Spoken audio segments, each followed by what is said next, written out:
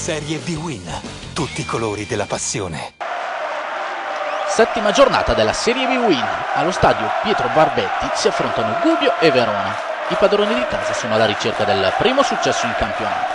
La squadra di Fabio Petti infatti ha conquistato solo 2 punti. Il trend per gli umbri è comunque in miglioramento, visto che dopo le 4 sconfitte iniziali hanno pareggiato a Modena e settimana scorsa in casa con il Varese.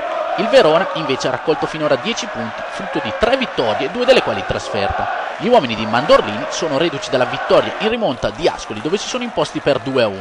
Arbitra il signor Baracani della sezione di Firenze, assistenti Marrazzo e Citro, quarto uomo Albertini. La prima emozione è al 15°, quando Ceccarelli fa la sponda per Mancini che in area cade per il contatto con Mario Rui. L'arbitro ritiene eccessiva la caduta del centrocampista del Verona e lo ammonisce per simulazione. Andiamo a rivedere il contatto tra i due giocatori. Intanto mastica amaro Mandorlini in panchina. Un minuto dopo, altra occasione per il Verona, con Alfredson che riceve palla e ci prova con un potente sinistro, ma la sua palla termina di poco alta sopra la traversa. Al 22°, cross di Gomez. Salta Mancini che di testa riesce a mettere la palla in mezzo. Bjelanovic, un altro colpo di testa e la rete dell'1-0 per il Verona. Seconda rete in questa Serie B-Win per Sasa Bjelanovic. Per il croato, secondo gol in 8 giorni dopo la rete di settimana scorsa ad Ascoli, che regalò i 3 punti alla formazione scaligera. Al 28°, punizione per i padroni di casa. Batte Mario Rui e la palla finisce fuori di un soffio. Gubbio vicinissimo al pareggio. Mancino davvero insidioso quello del portoghese.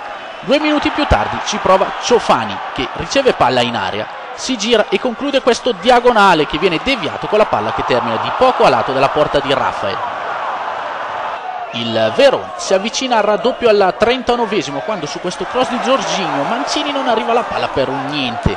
Si rammarica Manuel Mancini per l'occasione persa. In avvio di ripresa Pecchia le prova tutte ed inserisce un attaccante, Daniele Ragazzo, per un centrocampista, Farina.